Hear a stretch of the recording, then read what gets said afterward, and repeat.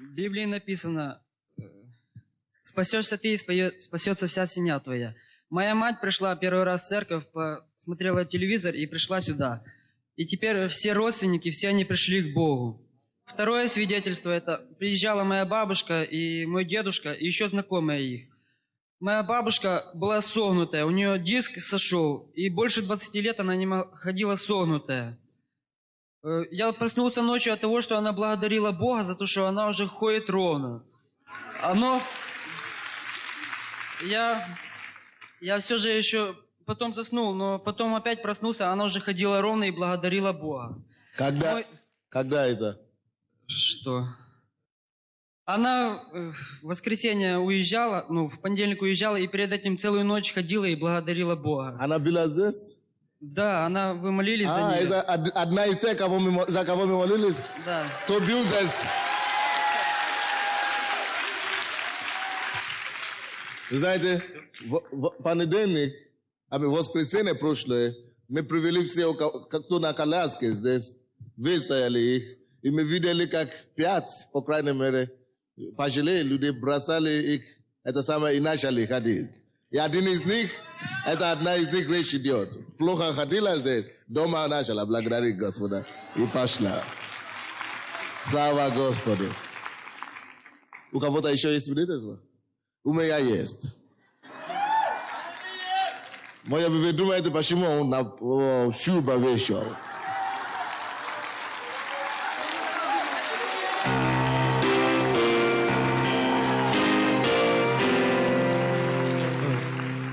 Знаете, Бог побудил нас пригласить моего брата и друга, пастора Генри, проповедовать здесь 2 дня. Оказывается, и для меня это проповедь благословение должна быть.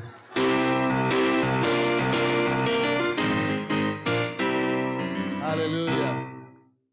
Хороший. Бог туди меня благословил. Я даже не знал, кто принес шубу. Но я пришел домой в воскресенье, и я говорю, жена тебе подарили шубу. Да, это тебе подарили.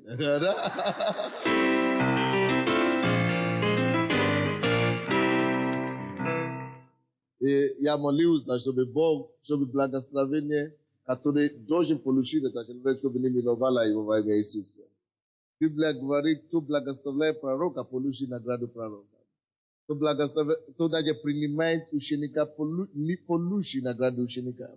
И кто даст даже маленькую чашку воды, малому, я малый из вас. Я самый смиренный, самый маленький. И даже, видите, что у меня, как это называется, зимние такой, сапоги красивые, югославские, тоже воскресенье благословит. Вы знаете, я такой, если сказать честно, не то, что у меня нету денег купить эти вещи, но никогда просто. Я слишком занят проповедовать Евангелие. Никогда искать по магазинам или по рынкам. Просто никогда. Серьезно. Но вы купили за ваши деньги и мне подарили. Бог вознаградит вас обильно во имя Иисуса. Видите, как брат сказал, Елисей, не то, что он хотел собрать последнее, что вдове есть. Но Бог ему сказал, собери последнее, что у вдове есть. И кушай сам. Вдова сказала, это единственное, что у меня есть. Я хочу кушать сам и свой ребенок, чтобы потом мы умрем. А Елисей, пророк, будет сказать, дай мне. Но и когда он поел, он сказал, за то, что вы мне дали есть, то, что вы должны были есть, что не закончится в вашем доме масло. И Божье благословение 7 лет, 3,5 года пробило в этом доме, Бог финансировал ее. Но это не единственное чудо. После этого Бог воскресил ее сына из мертвых. После этого наступила потом засуха в этом городе. И вы знаете, Бог проговорил Елисею, потому что он жил у нее, говорит, будет 7 лет засуха. Только ей предупредили об этом, потому что она приняла пророка Божьего.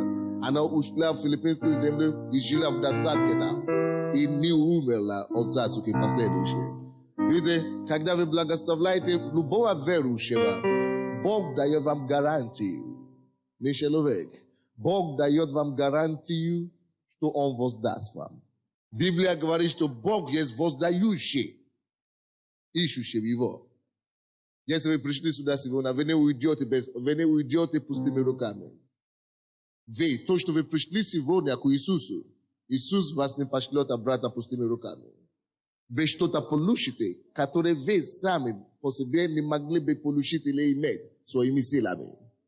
Это будет силой Господней крепости Его, которая соделает это вам.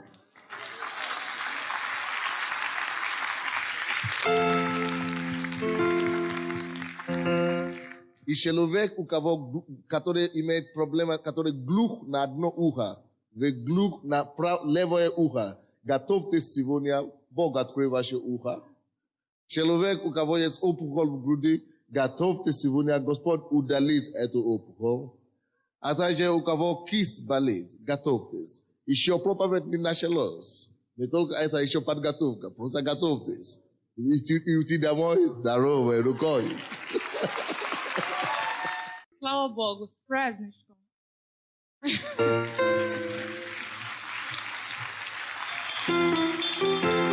Аминь, аллилуйя. Мы благодарим Бога за вас, и мы просто не представляем свою жизнь без вас. Вы для нас чудо.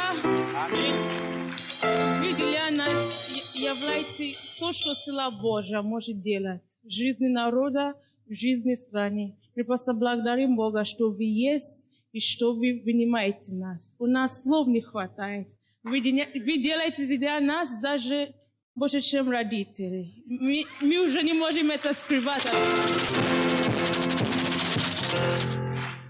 Спасибо вам большое. Пусть милость, благость и охрана Божия всегда будет сопровождать вас во все дни вашей жизни. И пусть мы увидим Бога на небе. Пусть никто из вас не отпадет от милости, от благодати и от спасения Божьего. Мы любим вас, я люблю вас. Я молю, чтобы Бог дал нам больше благодать служить Богу вместе здесь и вместе пойти на небеса. Во имя Иисуса. Спасибо.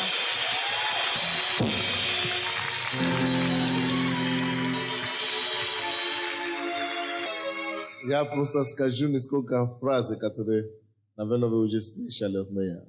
Я закончил магистра наук по журналистике. И я закончил красным дипломом. Я был иностранцем, я закончил в Беларуси. И я был единственный, кто имел меньшее число, кто имел больше число пятерок. Получил красный диплом. И университет начал мне предлагать поступить в аспирантуру, и мне предлагали закончить аспирантуру за год, потому что они сказали, у тебя запас большой, что ты можешь, ты справишься. Но мне об этом дело. В это же время другой призыв пришел. Бог мне сказал, я хочу, чтобы ты бросил университет, аспирантуру тебе хватит, и я хочу, чтобы ты отказался от стипендий, и чтобы ты начал работать для меня. Я сказал, Господь, если я уйду с учебы, с университета, я уже не буду платить стипендии. Мое государство финансировало меня 7 лет. Сейчас меня выгонят с общежития. Вы знаете, меня выгнали с общежития, в конце концов. Правительство института, университета так обиделось, это правление университета, так обиделась на меня, что они пошли в ВИР, милиции, и жаловали, что это человек отличный, а он ударился за религию. Это было в Беларуси в 92-93 году. Меня вызвали в дом парламента, Верховного Совета. И туда позвали меня, некоторые чиновники дома правительства. И сказали, я не знаю, кто организовал это, наверное, наш проректор. Сказали, что это человек отличный, большое будущее. Он ударился за религию. Он занимается пропагандой религиозной деятельности. Либо ты, если ты не хочешь учиться Божье, уезжай домой. Или мы тебя выгоним в стране. Я сказал, вы знаете, я не только пропагандист, религиозный идеал, я и агитатор. Вы знаете, Они не поняли. Они думали, что либо что-то с ним ненормально. Они думали, что мое будущее в журналистике. Но через несколько лет, когда я приезжал обратно в Белоруссию, некоторые из моих профессора приходили слушать мои лекции. И я не знал, что у них. Я вижу, что они сидят в зале. Но когда я вышел на сцену, Бог начал мне перечислять проблемы в зале, которые есть. Оказывается, все проблемы, которые я перечислял, и это были их проблемы. Вы знаете, они после проповеди выскочили ко мне, начали плакать. Почему ты это не делал, пока ты учился? О чем я веду? Когда меня выгнали с общежития, в комнате, где 4 человека жили, вообще на улицу, вообще без никакого. Я говорю, Господь, мое правительство уже мне не платит стипендию, с общежития меня выгоняют. Грожают меня выгнать из страны, а ты сказал, что я должен быть миссионером здесь, в СССР. Тогда была СССР. Я говорю, Господь, я даю свою жизнь тебе, ты спас мою душу. Я был грешником, я был отвратительным грешником. Молодым человеком, но когда мне было 19 лет, ты нашел меня из грязи, Господь. Ты очистил меня. Показал мне, что ты живой Бог. Омыл меня своей кровью. Все, что ты требуешь от меня, я хочу отдать тебе. Я хочу служить тебе всю свою жизнь. Я никогда не знал, что ты меня поставишь проповедником Евангелия. Я думал, что я недостойным быть проповедником. Я только хочу быть хорошим верующим. Кто будет платить деньги в церковь и помогать верующим. Но ты доверял меня больше. Ты меня призвал, чтобы быть проповедником Евангелия. Я отдаю свою жизнь теперь тебе, Господь. Если я умру в СССР, то я отдаю свою жизнь тебе. Я готов умереть только чтобы хотя бы одного человека спасти, пожалуйста. Хотя бы одного белоруса, хотя бы одного украинца, хотя бы одного русского человека спаси ради моей души. И я готов делать все, проповедовать Евангелие и так далее. Я не знал никогда тогда, что день придет, когда я стану перед тысячами людьми, чтобы провозглашать его имя. Я не знал, что он имел в виду для меня, что он имел в плане. Я просто решил на свой риск послушаться ему. Но, братья, Бог верен. Он сказал, я переживал очень. Маме и папе там, далеко в Африке. 6 лет я не ездил домой. Я говорю, Господь, но я отдаю все тебе. Но вы знаете, Бог верен. Он сказал, если кто оставляет отца и матери ради меня, чтобы послушаться мне, тот получит 100 раз больше. Здесь, на земле и на небе. Если кто оставляет дом или хозяйство ради меня, тот получит 100 раз больше здесь, на земле и в жизни грядущей. Если кто оставит профессию, зарплату ради меня, тот получит 100 раз больше здесь. Аминь. Но тогда я даже не думал об этом. Я только это послушался ему и повиновался ему. Вы знаете, плод того решения, это вы. Вы есть все мои родители, братья и сестры. Больше, чем 100 раз Бог уже сделал.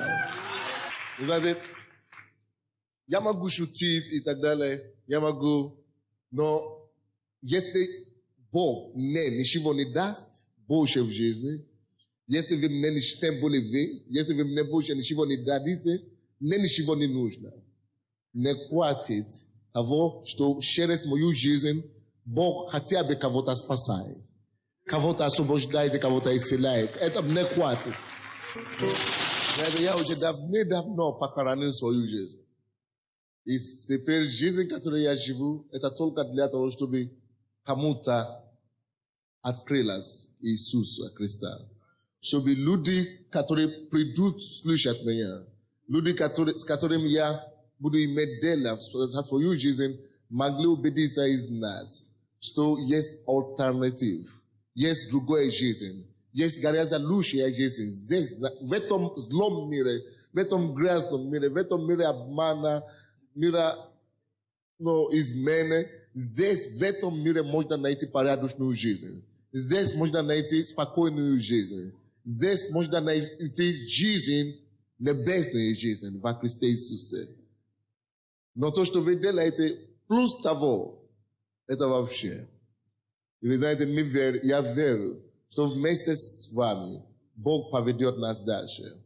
Бог начал мне говорить уже 2 недели, что Он хочет спасать высокопоставленных людей. Аминь. Бог мне сказал, я привел тебя на Украину не только, чтобы спасать бедных и средних людей. Я люблю тоже высокопоставленных людей. Я хочу спасать их. Говори им мое слово. Говори через телевизор. Говори всякому, призови их. И скажи им, что я люблю их, и я хочу обнимать их. Они тоже есть мои дети. Я уверен, что депутаты будут сидеть вместе с нами здесь. Я уверен. Вы слушаете меня? Директора предприятий, директора учреждения, высокопоставленные люди познают свет Иисуса и истину Его. Мы верим, что Бог любит всех одинаково. Какой бы они ни были. Это же не их беда, что они поставлены. Наоборот, это привилегия, это они должны прежде всего даже знать о Боге.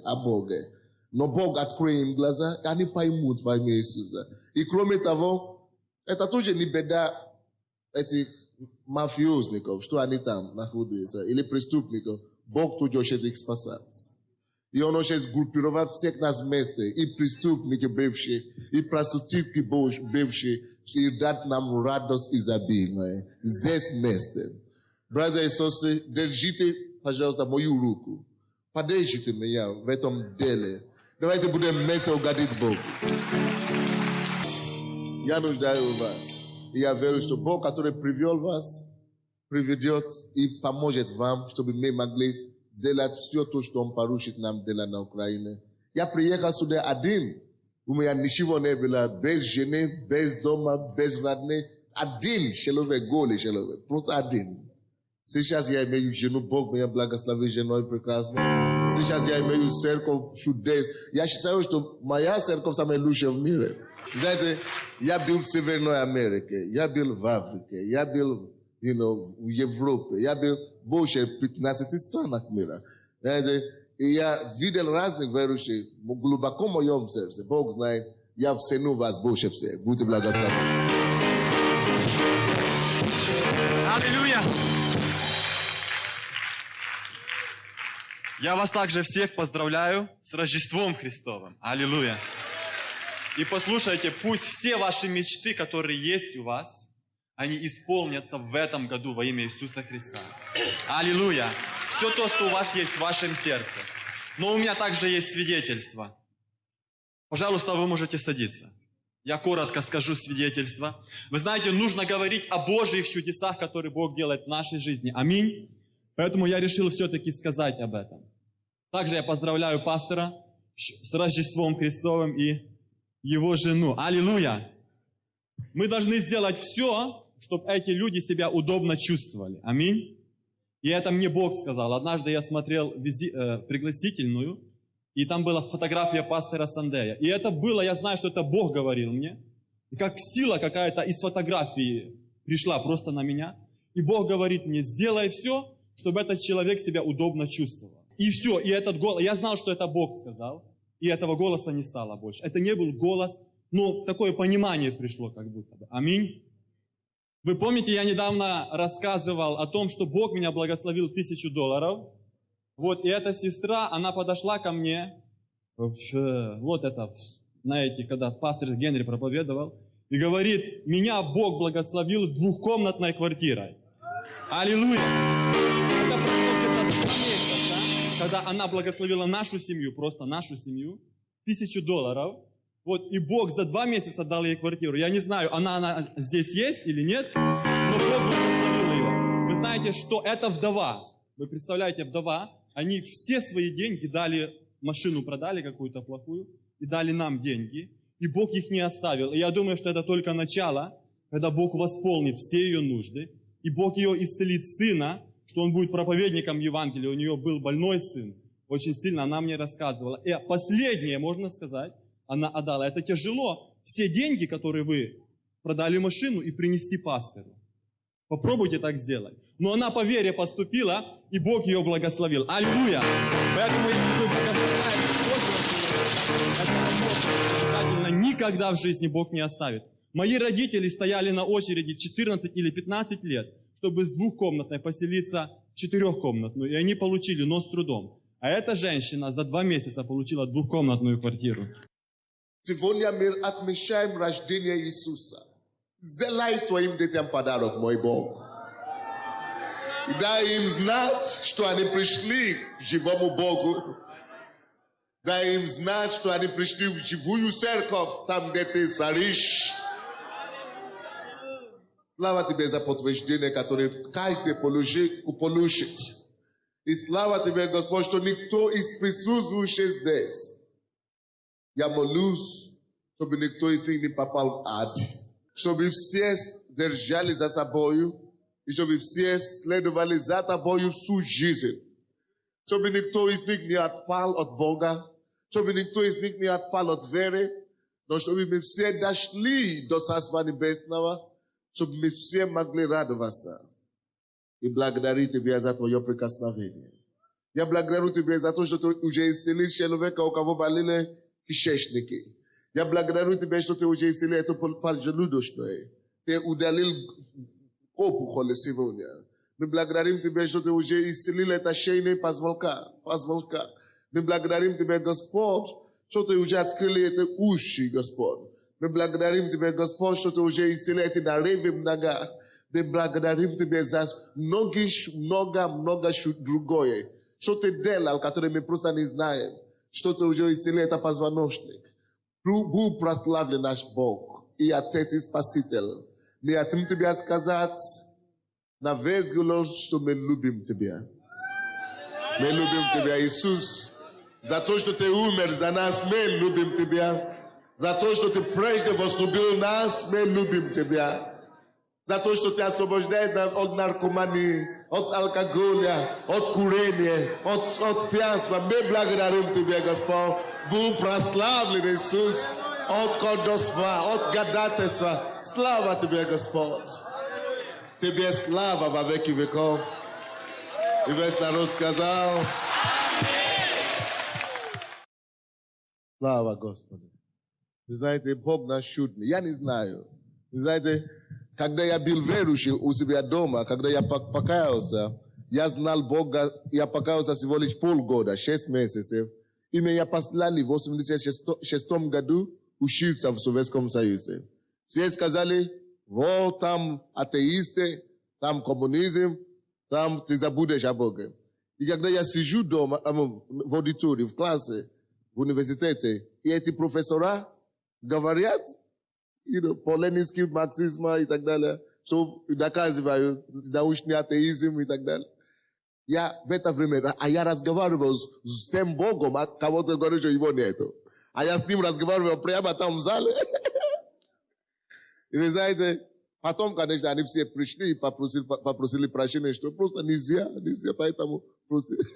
Но вы знаете, только 6 месяцев у меня были такие давления, такие гонения. Кому бы я не сказал тогда, что я верующий, они сказали: поехал.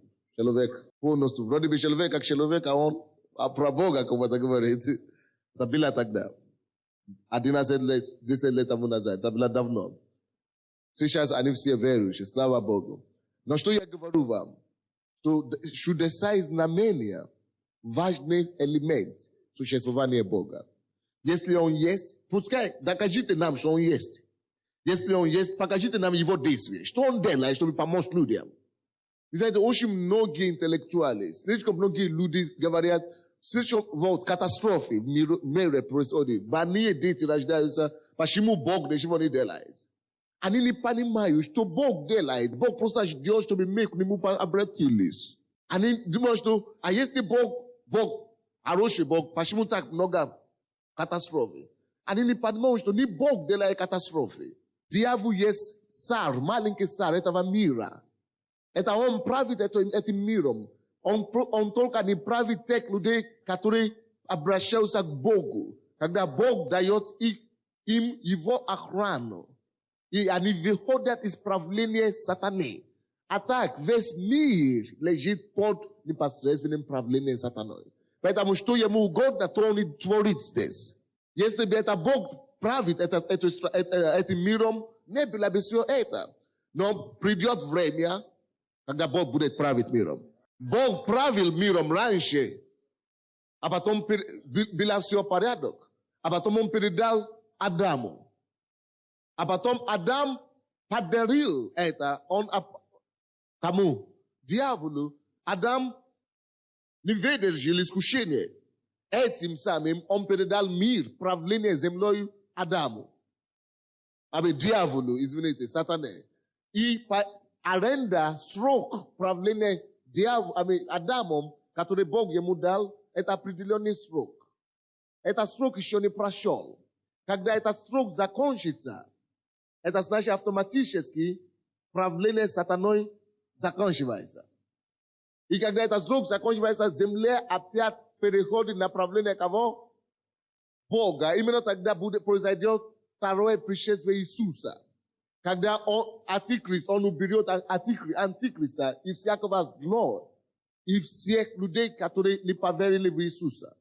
Но в будущем мире будут жить только те, которые приняли Иисуса в сердце и живут с Иисусом сегодня. А остальные будут мучиться в аду. О чем Библия говорит. Поэтому, если вы говорите, почему Бог не правит миром? Подождите, если вы придете в церковь, Он будет править вашей жизнью. Поэтому Царство Божье, церковь, это государство в государстве. Мы не живем по принципам злого мира. Мы не живем по принципам мира, который правит дьяволом. Мы живем по принципам Царства Небесного в церкви. Вот почему Бог поднимает именно настоящую церковь сейчас. Вы знаете, что много церквей есть в городе. Но Бог не хочет, чтобы его церковь только была сплошная традиция и обряды. Там, где церковь прекращается в обряде и традиции, Бог уходит оттуда. И Он поднимает искренних верующих и собирает их. Вы знаете, что много церквей есть в городе. Но Бог не хочет, чтобы его церковь только была сплошная традиция и обряды. Там, где церковь прекращается в обряде и традиции, Бог уходит оттуда. И Он поднимает искренних верующих и собирает их. Не обязательно в соборе, не обязательно в золотых храмах, но Он соберет их и будет явить себя им. И свои знамения и чудеса. И будет доказывать им, что Он, Бог, все еще жив сегодня. Вот почему тысячи людей, вы раньше все ходили в церковь. Почему вы не получили то, что вы хотели в сердце? Потому что Бог уже давно отошел от таких мертвых церквей. Бог поднимает живые церкви, где вы будете знать, что я в Доме Божьем. Не слушайте меня? Я не против ни православных, ни католики. Есть хорошие верующие там. Но если меня поставят туда, я буду там проповедовать. Я не против. Я люблю их. Но надо, чтобы все мы начали искренне проповедовать Бога, как Он есть в Библии. Чтобы люди знали, что Бог это не религия, Бог это не просто рисунки, что Бог это живая личность, душе нужно его принять и верить. И жить с Ним каждый день. Я не знаю, почему я это говорю, но это не моя проповедь. Может быть, кому-то это полезно. Аллилуйя. Давайте, пожалуйста, откроем Библию, если у вас есть. Римлянам 9 главу, 13 стих. Римлянам 9:13. Римлянам 9:13. Римлянам 9:13. Господь, я благодарю Тебя за сегодня. Я славлю Тебя, Господь, за Твое Слово, которое живо и действенно. Проговори нам сегодня через мои уста. Скажи Твое живое Слово. И чтобы каждый был благословен и освобожден сегодня. Во имя Иисуса Христа. И весь народ сказал. Пока я молился, Бог сказал, что Он хочет исцелить человека, у кого есть камни. Камни, пушка. У вас камни, где бы у вас не были камни, положите руки. Если у вас камни в теле, камни. Именем Иисуса я повелеваю, чтобы эти камни удалились во имя Иисуса Христа. Аминь. У меня какая проповедь? Серьезная. Очень серьезная проповедь сегодня.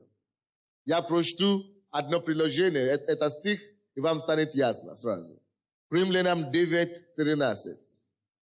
Как и написано, и Иакова я возлюбил, а Исава возненавидел. Это об этом я буду проповедовать сегодня. Иакова я возлюбил, а Исава я возненавидел. Говорят, что перевод русский язык не слишком точный, что есть лучшие слова, которые там должны были написаны. У нас специалист здесь. Что за слово вместо возненавидел?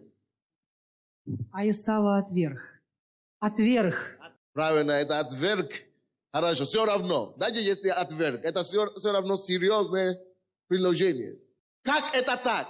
Справедливый Бог, Бог, который заявляет, что Он есть Бог любви, как это может говорить о двух сыновьях одной матери, одного отца, что одного я возлюбил, а другого я отверг или возненавидел? За что? Что может толкать Бога на такое решение, чтобы отверг или отвернуться от кого-то, который Он сам создал? Братья и сестры, я хочу вам сказать также, что в этом мире, в этом городе, в котором мы живем, есть люди, которые отвержены Богом. Почему Бог отвергает людей? И что нам с вами делать, чтобы мы не были отвержены от Бога? Кто хочет быть отвержен от Бога? Никто. Даже атеисты не хотят быть отвержены от Бога. Когда Энгельс умирал, он позвал служанку, он говорит: пожалуйста, поставь мне свечку, потому что он страдал. Он говорит: я чувствую печь ада здесь. Я чувствую печь ада. Пожалуйста, позвать священника. Она побежала позвать священника. До прихода священника Энгельс уже не стал.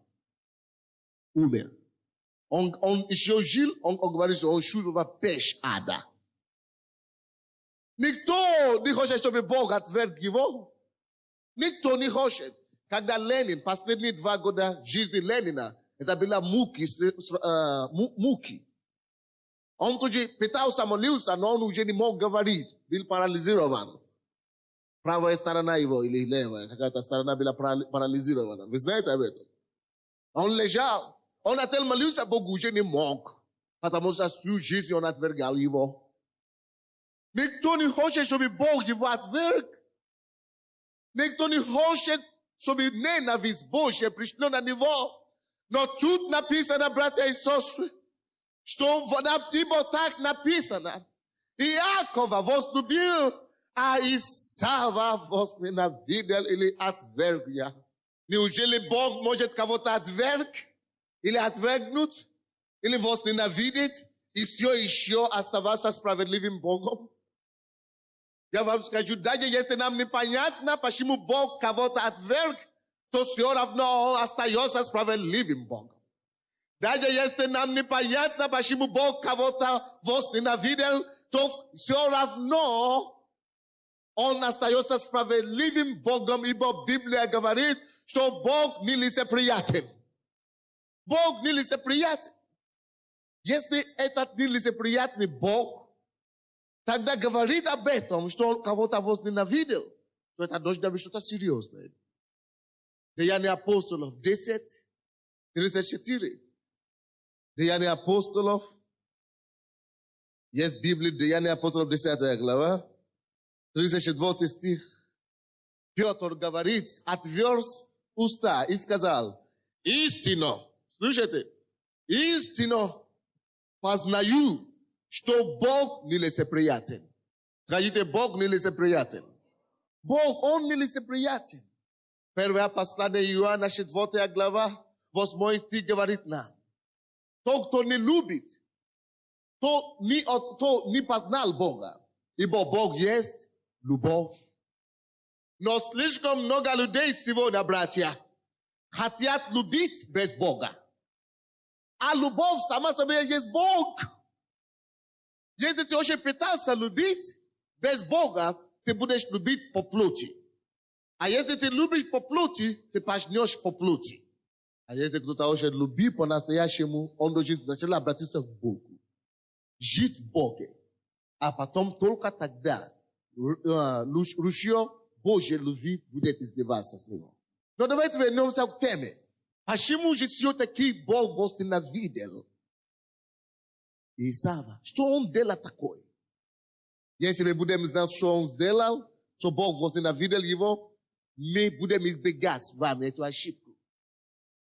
И чтобы нам не придется быть отвержены Богом. Давайте посмотрим историю его жизни. Книга Бытие. Откройте, пожалуйста, вместе со мной Бытие, 25 главу. Бытие, 25 глава.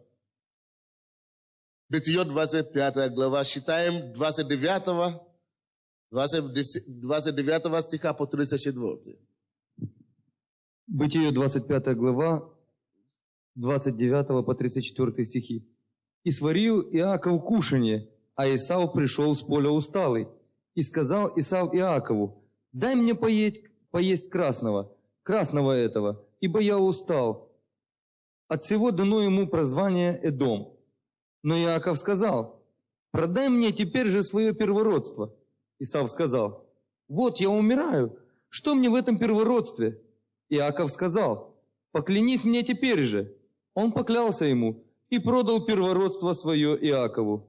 И дал Иаков Исаву хлеба и кушанье из чечевицы, и он ел, и пил, и встал, и пошел, и пренебрег Исав первородство». Здесь говорит нам ситуация из жизни этого Исава. Библия говорит нам, что Исав есть, охотник. Он пришел с поля однажды, и у него он был голодный. Он был голодным и решил попросить у его брата Иакова кушать. Его брат Иаков был очень плохим человеком. Он был обманщиком и хитрым человеком, творением. Потому что Иаков само по себе обозначает хитрость, хитрый. И этот человек хитростью попросил, вы знаете что, у Исава торговаться его первородством. Знаете, вы никогда не поймете значение этого поступка, если вы не будете знать, что такое первородство. Что такое первородство, который продал Исав? Представляете, он пришел с поля, он был голодным, ему предложили продать его первородство, и он пошел на это о чем нам говорит. Это говорит нам о том, что Исав или Исава руководил его чувства. Плоть руководила Исава. Похоть руководила его. Я еще не видел человека, который не кушал один день и умер от этого. Есть некоторые люди, которые не кушали 2 дня, 10 дней, они не умерли. А это пришел с поля, за один день он говорит: я умираю. Я все угодно отдам, чтобы кушать красное. Человек, слушайте, пожалуйста, братья мои. Человек, который руководим его аппетитом, его чувством, его плотью, его потребностью, плоская только потребность, он хуже, чем животного. Именно такие люди, руководимым плотью, отвергают и продают свое первородство. Из-за плоть многие семьи уже разрушены. Когда человек имеет аппетит, допустим, пить, и не может остановиться, он руководится плотью. И он губит себя и разрушает свою семью. Когда человек руководимым желанием курить, он губит свое здоровье, не может остановиться. Это руководимый плотью. Поэтому мы приходим к Богу. Послушайте меня, это у нас все есть. У меня тоже было. Я тоже руководился плотью. Я тоже жил по плоти раньше. Но поэтому Бог приводит нас к Богу. Когда мы приходим к Богу, Бог обрезает тебя от желания жить по плоти. Он очищает тебя и дает тебе способность отказываться от алкоголя, отказываться от курения и отказываться от нездоровья аппетита. Сексуальные аппетиты нездоровые. Поэтому люди меняют жену, изменяют мужа и так далее. Потому что они руководимы плотью. Они не могут править своей плотью. Но Иисус говорит, я пришел не для здоровых. Я пришел не для тех, которые уже хорошо живут, которые уже не руководимы плотью. Я пришел для плохих. Я пришел ради них, ради больных, чтобы привести их к себе. Иисус поэтому родился, чтобы мы раньше, которые руководили плотью, чтобы мы могли прийти к Нему, Он освободит нас от этого и дает нам свободу. Вы слышите меня? Но если Иисус тебе предлагает свободу, а ты говоришь, что все равно мне Иисуса не нужно. Я лучше отдам Иисуса и будем мне кушать. То такого человека, хочет не хочет, рано или поздно будет отвержен Богом. Слушайте меня сейчас. Теперь давайте вернемся к нашей проповеди. Что значит первородство, от которого отказался этот Исав? Первородство обозначает в еврейском традиции, что первенец, мальчик, который родился в семье. Первый мальчик, который рождается в еврейской семье, называется первенец, и он посвящается Богу. Первородство в переводе от еврейского обозначает посвященное Богу. Посвященный Богу. Что значит первородство по-еврейски? Посвященный Богу. Первенец, первый сын семьи, который не принадлежит родителям. Он живет в доме все, но его отдают на посвящение кому? Богу. Это значит, плюс этого посвящение Богу, или вернее, посвящение Богу обозначает, он должен служить Богу, и что Бог имеет особое призвание на его жизнь. Бог через него будет какие-то великие дела делать. Это во-первых. Во-вторых, это обозначает, что в его семье, слушайте меня, он имеет право получить двойное наследство. Слушайте меня? Первородство или первенец, который имеет первородство, значит, ты имеешь право получить двойное чего? Если наследство матери и отца делятся, ты имеешь право получить двойное. Слушайте меня, пожалуйста. Бог говорит, я послал свое слово и исцелил их от недуга их. Бог исцеляет кого-то сейчас от болезни плеча. Сейчас Бог посылает его слово. Пока вы слушаете проповедь, Бог разрешает ваши проблемы. Первородство, во-первых, значит посвященный Богу. Во-вторых, обозначает первенец имеет право на двойное чего? Наследство в доме его отца. Какое чудесное благословение! Какое чудесное обетование! Какая привилегия быть первенец тогда! Представляете себе? Что за привилегия быть первенец? Это значит, все имущество моего отца, потому что они вдвоем, он получает больше половины. Только он один. И потому что он голоден один день, пришел, потому что он не мог править своей плотью. Он не мог править своей плотью, и он согласился, вы знаете, что продать?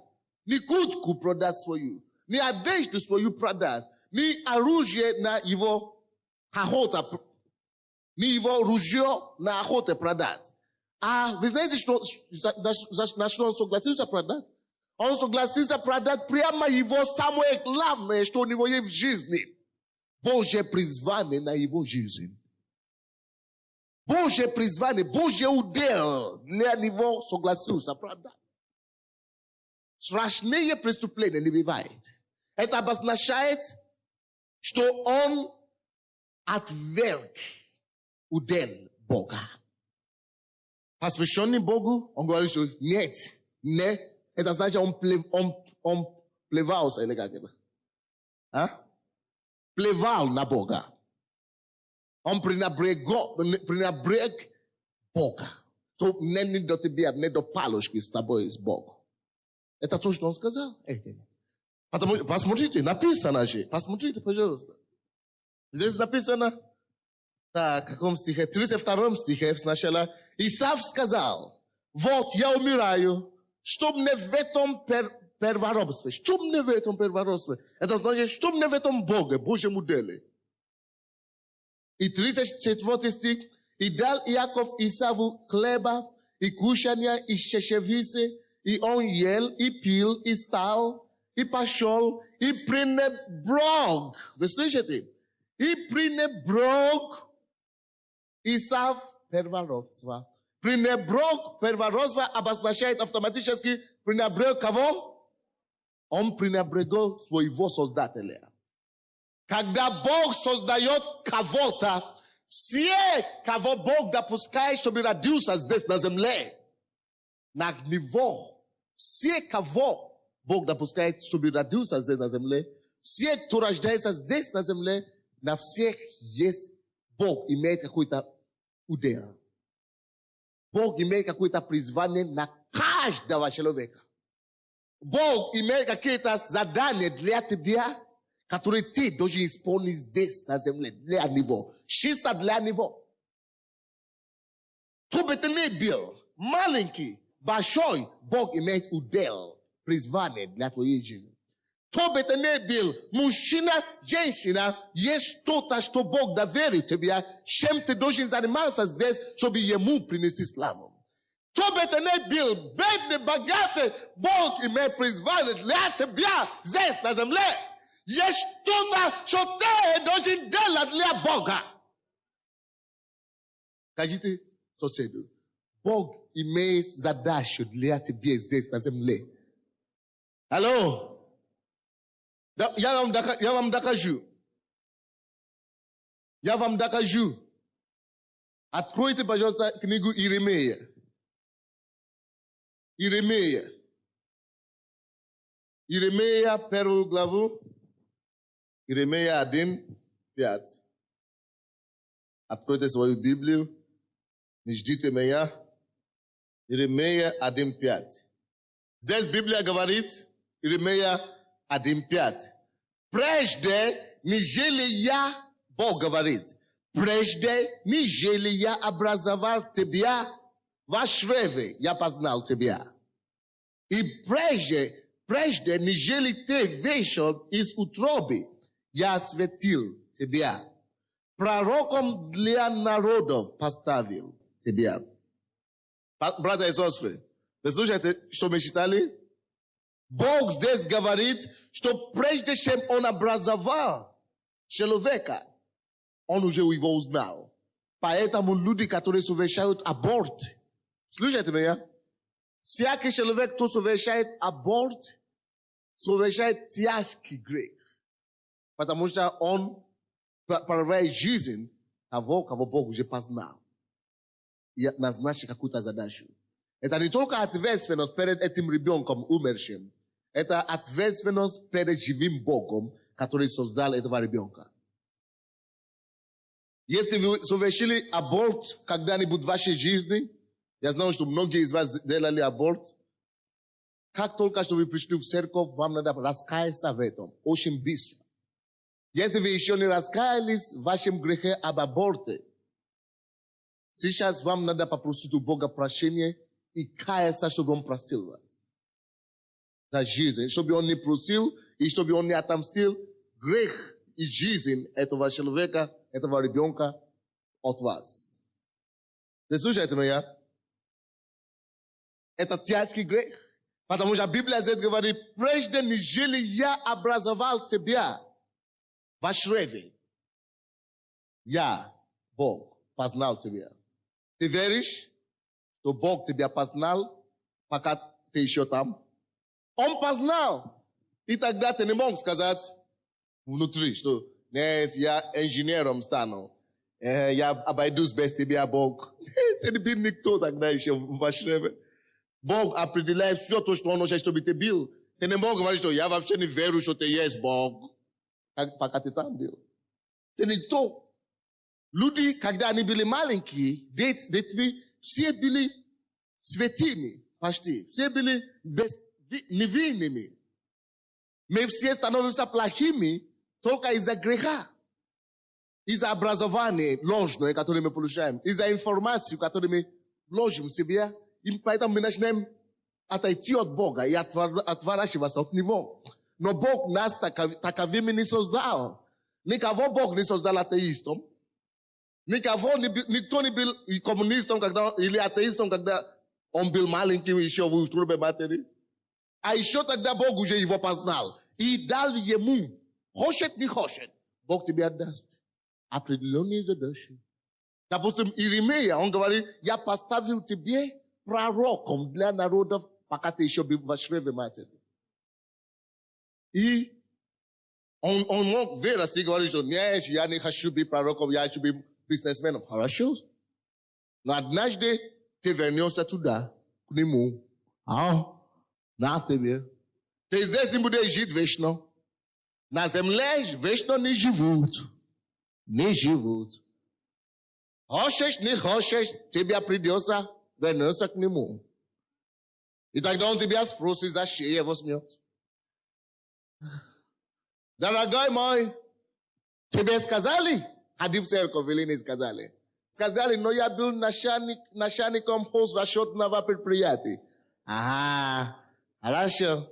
Теперь отвечай. Теперь ни предприятия нету, ни начальства нету. На тебе. Не дай Бог. Ты слушаете меня? Когда я спорил с Богом, что Господь, я хочу быть журналистом, он мне показал это место Писания, Иеремия. Я тебе поставил, не только Иеремия, но тебе конкретно, пророком для народа. Я говорю, Господь, но может быть тебя он не поставил пророком. Все мы не можем быть проповедником. Амин? Мы не все можем быть проповедниками. Может быть кого-то Бог поставил бизнесменом, чтобы финансировать Евангелие через деньги. Может быть кого-то Бог поставил начальник где-то на заводе где-то, чтобы дать верующим место или церковь какую-то помощь, чтобы этим помочь Евангелие Божие распространяться. Может быть, тебя Бог поставил, Он дал тебе хороший голос, чтобы ты пел. Может быть, Бог тебе дал просто теплое сердце, чтобы ты ободрил людей. Может быть, Бог тебе просто позвал быть молитвенником, чтобы только молиться в церкви. Но что-то Бог тебя позвал делать. Ты не лишний в Доме Божьем. Скажите друг другу, ты не лишний. Нету лишнего в Доме Божьем. Нету лишнего у Бога. Амин. Здесь написано, я познал тебя, и прежде нежели ты вышел из утробы, я осветил тебя. Пророком для народов поставил тебя. Бог исцеляет человека сейчас с этой стороны. У вас болит тоже почка, но левая почка. Я сказал раньше о правой почке Бог исцелял, но сейчас Бог исцеляет левую почку. Если это у вас болит почка левая, пожалуйста, поднимите вашу руку. Ой, много вас. Положите руку сюда. Именем Иисуса Христа будьте здоровыми. Женщины, если у вас выпадает волос, положите руку на голову сейчас. Бог хочет исцелить вас. Друг Божий, двигайся и исцеляй тех людей, чтобы эти волоса Божьи не выпадали. Именем Иисуса Христа. Амин. Человек, у кого болит плечо, очень серьезное, вам даже грозит гипс плечо, особенно с правой стороны. Именем Иисуса, я молюсь, чтобы это плечо исцелилось полностью. Перелома, будь здоров. Амин. То есть для каждого человека есть Божье призвание. И представьте себе, что человек скажет, да, конечно, я знаю. Если человек не знает, вы слушаете меня? Если человек не знает о Боге, или никто ему не рассказывал, он не знал, что существует Божье призвание, это одно дело. Правда? Мы с вами жили в миру, как хотели, так и жили. Мы не понимали ничего. Нам никто не сказал. Библию мы пытались читать, мы не поняли ничего оттуда. Потому что никто нам не сказал, и мы это не знали. Но Исав знал прекрасно, что такое Бог. Исав знал, что он первенец. Исав знал, что у него есть первородство. Но он нагло пошел на то, чтобы предпочитать плод, то, что кушать, на Бога. Вы представляете себе, что это значит? Ты покушаешь, через 5 часов ты забудешь, что ты уже кушал. Послушайте во мне. Всякое удовлетворение, что плод тебе дает или может давать, это временное. Женщины и мужчины, которые не могут править свои эмоции, которые занимаются блудом, прелюбодеянием, ты переспишь с этим человеком, и через 5 минут, может быть, тебе будет хорошо, но через час тебе уже отвратительно. Но почему не может держать себя и быть порядочным человеком? Всякое, что плод дает, оно кратковременно, с одной стороны, с другой стороны, все, что плод тебе дает, ты станешь рабом этой вещи, что плод тебе дает. Ты станешь рабом, и этим дьявол будет тебя угнетать, и убить, и уничтожать. То есть, то, за что ты пошел на поводу плоти, именно этим он тебя убьет. Этим он тебя уничтожит. Если ты пошел по поводу алкоголя, ты умрешь от алкоголизма. Если ты пошел по поводу измены жены или мужа, ты умрешь от прелюбодеяния или ты умрешь от болезни, которая с этим связана. Если ты пошел по поводу сигарета, ты умрешь от легкого рака или от чего-то подобного. Какой грех бы ты не пошел, если ты предпочитаешь греху Богу, или первородство, или Божье призвание, это тебя погиб. Что ты говоришь, что? Как он так говорит? Я люблю вас, поэтому я говорю вам правду. Истина освободит вас. Но в миру, ваши коллеги и друзья, которыми вы этим делом занимаетесь, они вам не скажут никогда истину. Но Библия говорит, познаете истину, и истина сделает вас свободными. Библия говорит только истину. Борьба жизни. Слушайте сюда. The great struggle of life. The great struggle of life is the struggle of flesh and blood.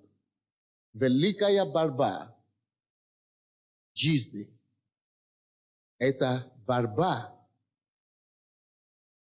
и давление на то, чтобы вы отказались от вашего первородства. Борьба между плотью и духом. Великая битва жизни, борьба жизни – это борьба, что дьявол делает со всех сторон, чтобы притеснить вас только с одной целью, чтобы вы отказались от Божьего в вашей жизни, чтобы вы отказались от вашего первородства. Это великая борьба жизни. Я борюсь с этим по-своему, ты борешься с этим по-своему, другой борется по-своему, и все, никто из них не знает. Только искупленные, верующие, которые читают Библию, знают. Мы все, каждый человек, кто живет здесь на земле, есть одна борьба у него. Борьба, чего он выберет. Первородство, Божье призвание и план в его жизни. Или то, что плоть дает, то, что мир дает, то, что мир предлагает. Поэтому борьба жизни заключается в том, чего ты выберешь. Желание жить по плоти. Захватываться за теми вещами, которые плоть предлагает. Или за то, что узкий, который Бог предлагает. Великая борьба жизни – это между широким путем, который ведет к погибели, и узкий путь, который ведет в Царство Небесное. Это великая борьба жизни. Только одна судьба решается. Куда ты пойдешь? Узким путем или широким путем? Вы слышите меня? Я не знаю, как это передать по-русски. Бог не помоги. Хорошо. Давайте посмотрим, вы поймете сейчас. Давайте посмотрим Евангелие от Матфея, 4 глава. Посмотрим жизнь Иисуса. Евангелие от Матфея.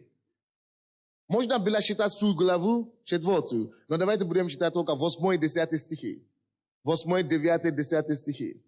Евангелие от Матфея 4, 8 стиха по 10.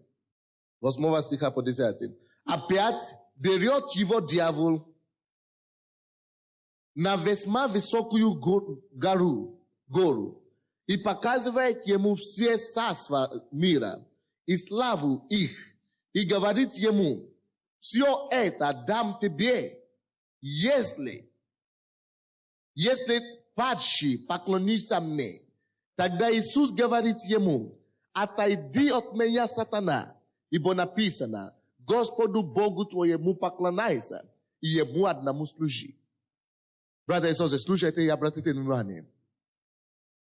Это единственная борьба жизни заключается в том, кому ты будешь служить. Желанию твоей плоти, чтобы делать то, что плоть тебя подсказывает, хочется делать. Или остаться в узком пути и послушаться Слову Божьему. Даже Иисусу пришлось пройти через эту великую борьбу жизни. Что за борьба? Дьявол дал ему знать все богатства. Библия говорит, дьявол берет его и показывает ему все царства мира, и всю славу мира, все богатство мира. Каждый день твоей жизни дьявол всегда будет тебя показывать царства мира и славу их, приятные вещи в этом мире, привлекательные вещи в этом мире. Либо это будет блуд, либо это прелюбодеяние, либо это пьянство, либо это какие-то вещи, которые ты знаешь, что не совсем правильно, но ты все равно это привлекательные вещи этого мира. Дьявол постоянно тебе будет показать. У него только одна сила. Откажись от первородства. Откажись от первородства. Откажись от первородства. Выбери это. Вот здесь интереснее. Вот здесь компания. Вот здесь престиж. Вот здесь репутация. Вот здесь репутация. Вот здесь то. Вот здесь другое. Это великая борьба жизни. И твоей жизни ты должен знать эту истину. Бог говорит, что вы познаете истину. И истина вас делает свободными. Если дьявол увидит, что ты любишь репутацию, ты любишь хорошая компания, он говорит, видишь, большинство, посмотри, большинство людей так живут. Живи так себе на здоровье. Вот большинство людей. А ты хочешь критика? Ты хочешь критику? Ты хочешь, чтобы на тебя смотрели так и смеяли над тобой? Не, иди сюда. Даже если до Иисуса дьявол дошел, чтобы показать ему все приятно мира сего, все царство мира сего, и сказал ему: Иисус, посмотри, я тебе дам все это. Представляешь, престиж. Тебе все будут уважать. Представляешь, тебе все скажут, что ты красивая, такая крутая, крутой такой. А ты пойдешь в эту церковь, где ничего нельзя делать. Вы слышите меня? Это великая борьба жизни. Показал ему все царства мира и славу их. И говорит ему: все это. Бог только что исцеляет еще одного человека поджелудочного. У вас камень поджелудочный. Во имя Иисуса удались вон. Бог только что исцеляет этого человека сейчас. Но послушайте меня. Даже до Иисуса эта борьба дошло. Он говорит, дьявол говорит Иисусу: ты посмотрел, как там хорошо в миру? Как там приятно с этими друзьями? Ты посмотри, как там престижно. Вот, поклонись мне.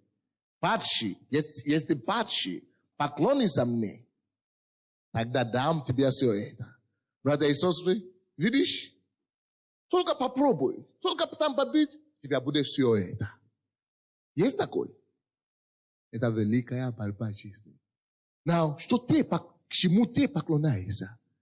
Желание – это угодить себя на живость. И плоское желание иметь мужчину рядом с собой или женщину рядом с собой, хотя они расписаны. Вот это желание использовать и удовлетворить плоть или желание попасть в Царство Небесное. Вот великая борьба жизни. Дьявол тебя никогда не скажет, что ты теряешь. Он тебя никогда не скажет, что ты теряешь Царство Небесное. Он тебя никогда не скажет, что Бог тебя отвергнет и тебя пошлет в ад. Он тебя даже никогда не скажет, что ад есть. Он даже сделает все, чтобы тебе сказать, что ты что, ад? Что, ты же не дурак? Ты образованный человек, какой ад? Нету такого, ты что? Он сделает все, чтобы тебе показать, что такого нет.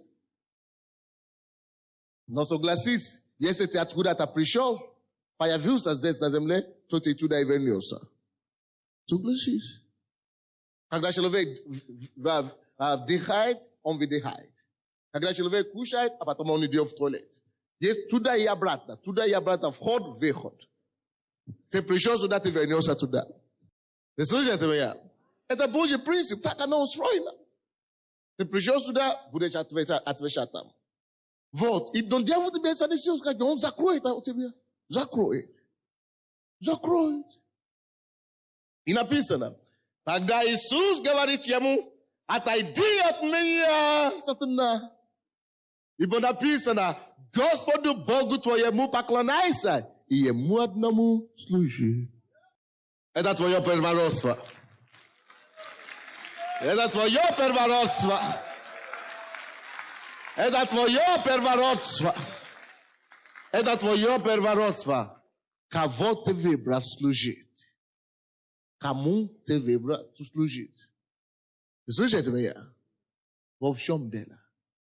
Братья и сестры, великая борьба жизни. Это какая? Кому угодишь, кому ты будешь служить? Богу одному. Написано одному Богу служить. Или ты хочешь служить плоти. Это было проблема Исава. Или как его? Исав видел, что у него есть первородство. Что все равно все это будет чего? Все равно все богатство этого мира станет нашими верующими, когда Иисус придет. Все это наше, все равно мы наследуем землю. Но он не думает о завтрашний день. Он только сейчас хочется. Животное какой-то страсть. Животное страсть. Хочется. Соседке пойду. Хочется. Или уловлю кого-то на улице. Хочется. А туда спид полно в городе сейчас. Хочется что-то. Малаш ли, что хочется. Амин. Но мы не такие люди, которые свое первородство выбрасывают на собаку. Мы сохраняем свое первородство. Амин. Что такое первородство в твоей жизни? Первородство в твоей жизни – это то, что ты знаешь внутри, что Бог тебя призвал делать. Может быть, на работе или твоим родственникам рассказать о Боге. Это твое первородство. Будешь ли это ты делаешь? Или тебя предлагали, мне только что предлагали работу, $1000 зарабатывать в месяц. Это же до Бога, даже до церкви по воскресеньям. Тогда можно $1000 зарабатывать. Не до Бога, зачем? Не до Бога сейчас. До долларов, но не до Бога. Великая борьба заключается в том, что дьявол будет предлагать вам, слушайте, братья, особенно те, которые хотят ехать во Францию и в Америку. Слушайте, мир постоянно будет вам предлагать что-то. Если Бог призвал тебя здесь проповедовать, а в это время ты хочешь поехать зарабатывать, ты продашь свое первородство. Но если ты хочешь поехать зарабатывать, потому что Бог сказал, что ты призван здесь проповедовать, но это будет через 10 лет. А пока иди зарабатывай. И деньги дай другим, которые проповедуют, чтобы помочь им. Это хорошо. Баланс надо иметь. Ты не служишь этим деньгам. Но когда вы поедете в Америку, там будет искушение. Там кто-то предложит тебе выйти замуж. А ты обещал Богу, что я вернусь, буду проповедовать Евангелие. Предлагали выйти замуж, что поделаешь, мне уже 35 лет, надо выйти, конечно. Особенно на американца выйти, это же на француза, это же иммигранта, это же... Дьявол постоянно будет вам предлагать компромисс. Так? Многие мне говорили, я попал в церковь, и я хочу ходить в церковь. И тут, братья, я получил работу. А раньше такую работу, о чем я мечтал. И мне не получается ходить в церковь. У тебя что, не хватит ума? Подумай, что у тебя на первом месте. Первичное, что работа ли Бог. Если у тебя Бог, Бог тебя еще даст такие работы 10 еще. Великая борьба жизни. Первородство. Великая борьба жизни. Первородство. Кто-то скажет, мы скажем кому-то, мы вам хотим предлагать ехать в Америку, зарабатываете $4000 в месяц. Хорошо. Я подам церковь половину, 50%. Поехал туда. Пощупал деньги. 4000. Не, зачем церковь вообще половину? Зачем? Я только 10% дал. Борьба за первородство. Борьба за первородство. Борьба за первородство. Когда Бог меня призвал ехать в Америку, остался на Украине, работать миссионером, без денег, без зарплаты, без церкви, без ничего. Мне предлагали в Швейцарии работать журналистом, корреспондентом и зарабатывать пару $1000 в месяц. Мне написали письмо из Англии, что здесь есть шанс зарабатывать, у тебя красный диплом. $2500 в месяц. А ты пастор, ничего не получаешь. Борьба за первородство. Борьба за первородство. Борьба за первородство. Первородство – это тот удел Божий, то, что Бог тебя призвал делать. Ты знаешь, что ты должен ходить, ты должен служить Богу, но со стороны туда дорогает. Туда смотри. Ты же голодный. Но продай, плевай на это самое, Тебе же надо выйти замуж, сколько тебе лет. Плевай на эту церковь, Тебе надо жить. Борьба. Великая борьба жизни. Это что? Первородство. Скажи Богу, Господь, я не продам ни за что мое первородство. Ни за что не продам свое первородство. Помоги мне, Господь. Помоги мне, Господь. Не продать свое первородство. Первородство – это Божий удел твоей жизни. Это твое призвание. Это на то, что Бог тебя призывает. Это ту задачу жизненную, которую ты должен осуществлять для Бога здесь на земле. Давайте быстренько пойдем. Евреям 11 глава. Откройте, пожалуйста. Евреям 11. У Моисея тоже был такая борьба. Евреям 11, 24, 25 стихи. У Моисея тоже была такая борьба. У каждого, кто живет здесь на земле, будет такая борьба. Узкий или широкий путь. Продать или сохранить, и проголодать. Но проголодаешь, ты будешь проголодать только несколько часов. Исав забил о том, что если у него хватит терпения, он сам наварит себе это красное. Через 2 часа будет готова картошка и хлеб. Через полчаса, да? Может быть. Но максимум через 2 часа будет готова твое красное. Продать или подождать 2 часа. Если ты выбираешь первородство, если ты выбираешь Бога, то, что ты думал, что ты потеряешь, ты сохраняешь. Ты ничего не теряешь, выбирая Бога. Никогда. Я мог бы ездить на Mercedes или BMW, 2 года, 5 лет тому назад, я не ездил, но сейчас зато я езжу. Видите как? Подожди 2 часа, и то, что ты думаешь, что ты потеряешь на всю жизнь, будет. Многие из вас, вы могли бы уйти из церкви в прошлом году, чтобы искать себе работу. Я сказал вам, я всегда говорю вам, что если Бог, если ты молился Богу, ты верил, и Он не ответил тебе, это не то, что Он не ответил тебе, твое чудо просто опаздывает. И твое чудо у Бога не опаздывает.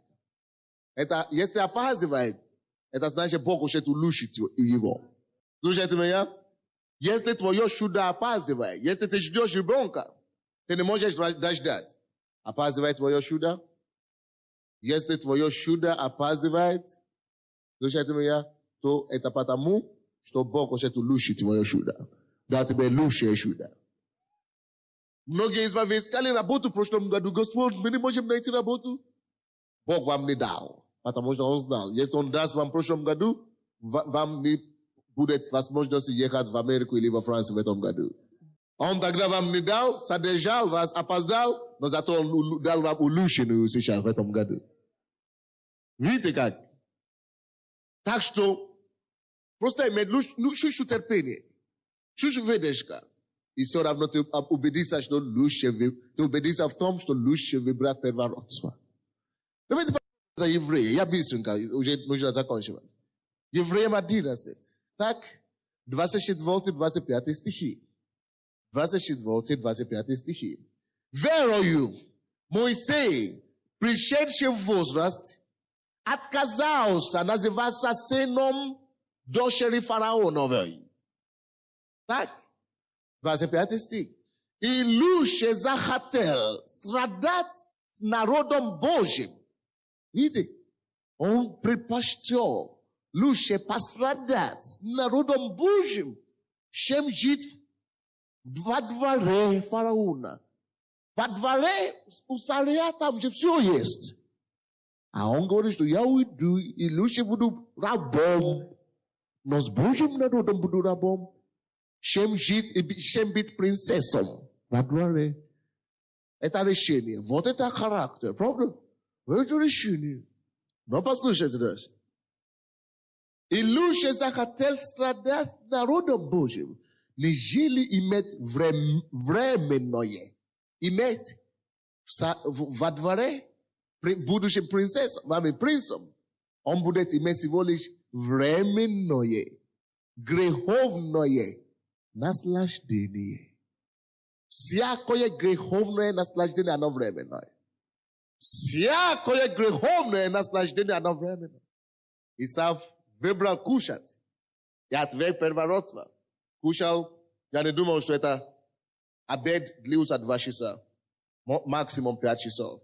Но закончился обед, классно закончился, и он Библия говорит, что он cielo и пошел. Всякое наслаждение греховное, оно временно. На второй день опять он будет голодный.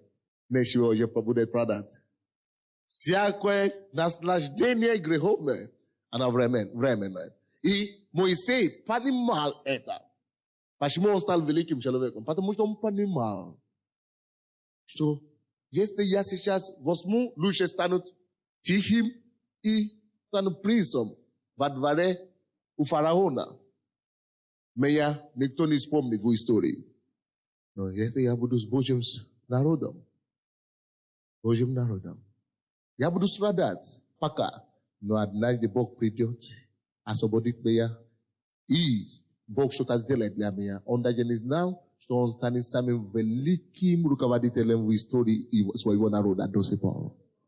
Потому что он отверг временное греховное наслаждение. Братья и сестры, смотрите на меня. Каждый день в твоей жизни есть приложение наслаждаться грехом. Каждый день в моей жизни есть греховное наслаждение прилагается себе. Но, братья, давайте раз и навсегда закроем наши глаза и скажу, я свое первородство ни за что не продам. Ни за что не продам. Лучше буду страдать с Божьим народом, но ни за что первородство свое не продам. Лучше буду мучиться, лучше буду жив нищете. Соберите мой костюм, соберите галстук, соберите жену, соберите квартиру, соберите все то, что я лучше буду с Богом и сохранить свое первородство. Потому что после всего прочего здесь на земле, я престану перед ним судом неба и земли. Один на один, и я буду отвечать перед ним, как я провел свою жизнь здесь. И он тогда спросит, что ты сделал со своим первородством? Ты отказался, продал ли, сохранил и послужил ли тем или нет? Моисей понял это. Я лучше откажусь от всего наслаждения временное. Но вы, братья и сестры, истина заключается в том, что от чего ты отказался, Бог другим способом тебя воздаст. Все, от чего ты отказываешься, Бог тебя воздаст 10-кратно, 100-кратно, лучше любыми путями. Аллилуйя. Кто-нибудь слышит меня сегодня? Я говорю, кто-нибудь слышит меня сегодня? Сохрани твое первородство. Великая битва жизни. Великая битва жизни. Первородство. Первородство. Первородство. Посмотри все царство земли и славу их я дам. Если ты будешь преклониться мне плоти. Миру, престижу, дьяволу. Но Бог мне уже сказал, только Богу одному буду служить. И только Ему. Все. Дьявол, ты опоздал. Опоздал. По-настоящему опоздал. Раз и навсегда опоздал. Уже успел познать Бога. Успел познать Бога. Успел познать Его. Уже поздно. Там же у евреев. Там же в Евреям только 12 глава. Там же в Евреям только 12 глава. 16-17 стихи. В Евреям 12, 16, 17. 16-17 написано. Чтобы не было между вами какого блудника или нечестивца, который бы, как Исав, за одну снедь, да? За одну снедь отказался от своего первородства. Чтобы никто такого не было между вами, Библия говорит. Чтобы не было между вами такого, кто бы отказался от своего первородства. Чтобы не было, потому что отказ от первородства привлекает к себе отвержение Божие. Чтобы такого не было в вас. В твоей семье, чтобы такого не было. В этой церкви, чтобы такого не было. Который бы отказался от первородства. Библия называет такого человека нечестивца. Который отказывается от первородства. 17 стих говорит. Ибо вы знаете, что после того, слушайте, что случилось после того, как Исав отказался от первородства своего. Что произошло? После того, он, Исав, желая наследовать благословение. Видите, после того, как он уже съел красное, уже все, проел, проглотал, уже все прошел. После того, как уже все, аппетит угасил, он говорит, теперь у него, как ни странно, появилось иметь благословение от первородства, от которого он уже отказался. Ты не отказался. Чего тебе еще? Он, потому что, когда ты уже поел, греховное наслаждение, но временно, все, заел и закончил. Теперь жажда, душа начинается, жажда за настоящее что-то. Вы, многие из вас уже пробовали всего, что есть здесь на земле. Но все равно ваша душа жаждет что-то. Многие из вас имеют хорошее положение. Но все равно это не то, что-то еще вам надо. Но слава Богу, что вы не отказались, как Исав. Но он, после того, как он уже отказался, Библия говорит, он потом возжелал наследовать благословение. И написано, был отвержен. Это подтверждение то, что Валерий Александрович говорит, что ни вас ненавидел, а отвержен, что это правильно. Вот здесь написано уже. Он был отвержен. Не мог переменить мысли отца. Вы помните историю? Что отец его благословил Исава. Иакова, а не Исава. Не Иаков Итри, не его Итрос виновата, а продажа первородства Исава. Вот что, во всем причина. Во всем беда. Во всем беда. Во всем, где все скроется. Он не мог переменить мысли отца. Хотя и просил о том, о благословении том, со слезами. Видите как? Слушайте меня сюда. Всякий человек, кто отказывается от Бога, кто отказывается от Божьего призвания в его жизни, кто отказывается от его первородства, рано или поздно будет стоять на колени, будет просить об этом со слезами. Рано или поздно написано, и это доказано. Рано или поздно ты вернешься к этому и будешь просить об этом со слезами. Только будет уже поздно. Братья и сестры, вот я стою на колени. Пускай это не произойдет в твоей жизни, чтобы отказаться даже на мгновение от Бога, даже на секунду от Бога. Или от его призвания в твоей жизни. Не дай Бог! Не дай Бог! Все, что тебе надо, чтобы сохранить твое спасение, твое призвание, твою чистоту во Христе Иисусе. Ты сделаешь все. Ты выдержишь все искушение. И потом получишь венец славы за твое терпение во имя Иисуса.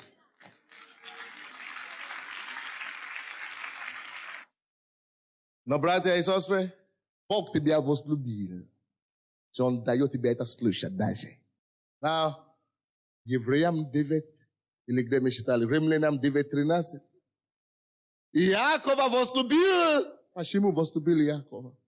Потому что Иаков знал, где первичное. Он не просил что-то другое. Он возжелал первородства. Он не был первенцем. Он не был первенцем. Он не родился первым. Но он больше всего искал первенства. Он искал всякими путями и добился. Ты говоришь, у меня нету таланта, у меня нету призвания, Бог мне ничего не дал. Ищи, ты получишь.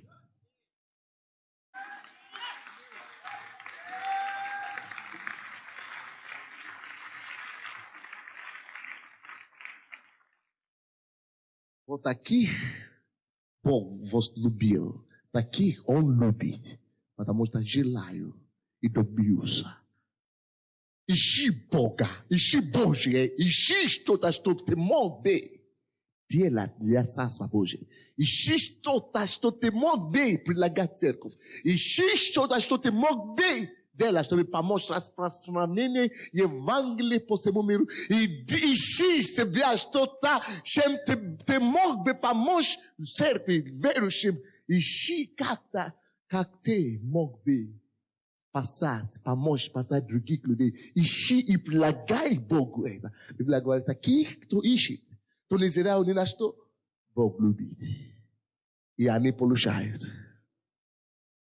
Если у тебя нет способности, если ты умеешь говорить, а тебе, прославляй Бога, а тебе молись как-то, а тебе что-то делай, Поэтому у нас около 30 служений в этой церкви. Мы просим всех, пожалуйста, найдите себе служение какой-то в церкви. Найдите себе служение. Мы хотим помочь вам. Мы только хотим вам помогать. Я уже служу. Служи твоим первородством. Давайте посмотрим все-таки, почему Бог отверг его. Вы уже поняли, почему. Но я хочу это доказать вам на основании слова. Откройте, пожалуйста, вместе со мной Евангелие от Матфея, 10 главу. Евангелие от Матфея, 10 глава. Это, наверное, уже последнее место Писания. Но Евангелие от Матфея 10. Я буду заканчивать, потому что одно слово хватит для мудрого, говоря, или как говорится. Но у нас на английском есть такая поговорка, что слово достаточно для мудрого. Скажи ему, он поймет. Но не мудрый, конечно, не поймет. Евангелие от Матфея, 10 глава, 32-33. 32-33. Итак, всякого, кто исповедает или исповедует меня перед людьми, Иисус говорит, всякий, кто исповедует, или всякого, кто исповедует меня перед людьми, того исповедую и я перед Отцом моим Небесным. Now, слушайте, братья и сестры. Это продажа первородства, когда у тебя на работе или где-то другом тебя спрашивают, ты верующий? И ты говоришь, не, это моя жена так туда ходит, или не, я просто, я случайно туда попал. Но слушай, что Иисус говорит. Ты стесняешься исповедовать Иисуса перед людьми. Это продажа первородства. Но послушайте, что случается с такими людьми. Иисус говорит, 33 стих. А кто отречется от меня перед людьми, отрекусь от того. И я отрекусь от него перед Отцом моим Небесным. Now, проживешь, сколько тебе угодно здесь на земле, проживешь. 100 лет хочешь? 100 лет хватит тебе. Проживи. После 100 лет все равно ты пойдешь туда. Иисус будет перед Богом, Отцом, и ты придешь. Бог спросит у Иисуса, а Он стоял за тебе, за твоим имя или нет? Иисус говорит, что этот, он отверг мое имя. Он постеснялся. Я его не знаю. Он говорит, тот, кто отречется от меня перед людьми. Кто такой человек? Братья, лучше тебя бояться того, кто может и душу, и тело погубить. В Украине озено, чем бояться того, кто вообще твою плоть не может, твою душу не может тронуть. Человек, максимум, что человек любой, может делать для тебя, это тебя убить. Но он убьет только твою плоть. Он не тронет твою душу. Но лучше бояться того, кто имеет власть над плотью и над душой твоей. Это твой Бог. Лучше его бояться. Now, если приходится тебе выбирать, исповедовать Бога перед людьми, и даже если они скажут, если ты скажешь, что ты верующий, мы тебя расстрелим. Now, лучше, чтобы они расстрелили тебя в плоти, но чтобы ты потом был с Богом, чем быть отверженный Богом самим. Now, послушайте, тот, кто отвержен Богом, тот и отвержен человек, людьми. Если Бог отречется от тебя, ты и перед людьми отвержен. Now, Иисус говорит здесь, всякий, кто отречется от меня перед людьми, кто откажется от меня, я откажусь от него, я отречусь от него перед Отцом. Now, это Божий принцип. Бог сказал, кто отречется от него, он отречется от него. Исав отказался от чего? От первородства, это значит от Божьего удела, от Бога. И следовательно, что Бог делает? Бог его отверг. Потому что написано. Видите, почему Бог Иакова возлюбил, а Исава отверг? Потому что сначала Исав отверг Бога. Он понял то, что посеял. Стань на твои ноги и призови Бога. Говорит, Господь, своей не буду, ни за что, Господь, ни за что призови Бога. Говорит, Господь, не откажу от первородства, не продам свое первородство, буду держаться за тобою всю жизнь, всем сердцем, всем усилием. Господь, буду служить тебе, буду держаться за первородством. Господь, призови его, закрой свои глаза, закройте свои глаза, призови Бога сегодня, поговори с ним, что я, Господь, я не пренебрежу свое призвание. Я не пренебрежу свое призвание на моя. Я не пренебрежу. Не пренебрегу. Не пренебрегу свое призвание. Твой удел. Я принадлежу тебе, Господь. Принадлежу тебе, Господь. Принадлежу тебе, Господь. Que tabari que te borokosoko. Que te borokotoboso. Que te borobakata. Músico de Led Gromsch. Molis, molis, molis. Molis, molis, molis. Molis, molis, molis. Molis, molis, molis. Що Господь? Господь. Великої борьби жизни я не откажусь. Великої борьби жизни я не стану проигрывателем. Великої борьби жизни я не проиграю, я выиграю. Я выиграю. Я выбираю тебя. Я выбираю тебя. Твое призвание, твои планы моей жизни. Твои планы моей жизни осуществятся. Осуществятся. Осуществятся. Твои планы, твои планы, твои планы, твои планы, твои намерения моей жизни. Твои планы. Я не откажусь, не откажусь. Буду тебя служить. Мы молимся, братья. Мы молимся, братья.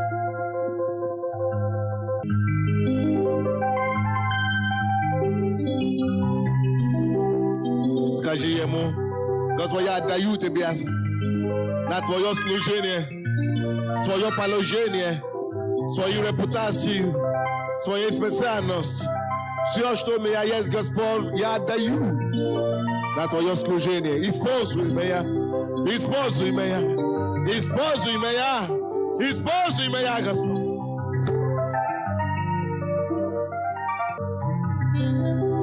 Призовите его, поговори с ним.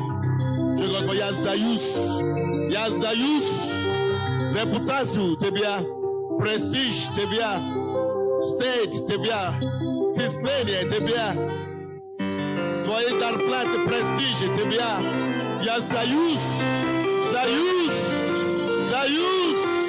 Иисусу. Все, что ты хочешь, сделай через меня. Все, что ты хочешь, сделай через меня.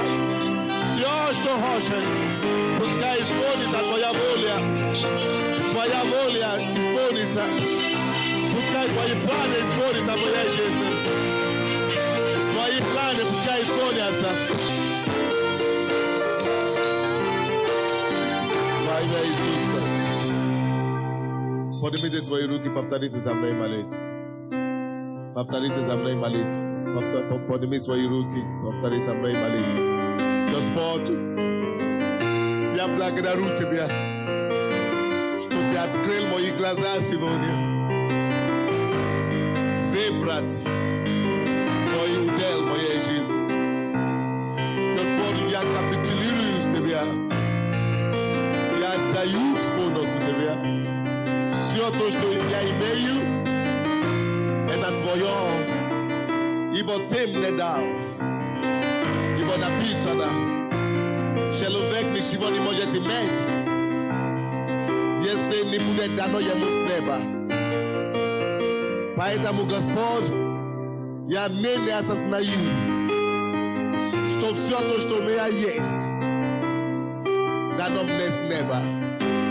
И я отдаю тебе обратно на твое служение. Я выбираю первородство. Я выбираю твое служение. Господь, услышь меня. Используй меня. Возьми меня. Употреби меня, Господь. Употреби меня, Иисус. Чтобы принести счастье, радость и спасение людям. Употреби мое положение. Мой престиж. Мою репутацию, мою красоту, все, что у меня есть, я этим буду прославить Тебя. Буду прославить Тебя. И не отойду от Твоего дома. Никогда, Господь. Никогда, Господь. Не отойду. Не отойду. Никогда. Буду наследовать Царство Небесное. Наследую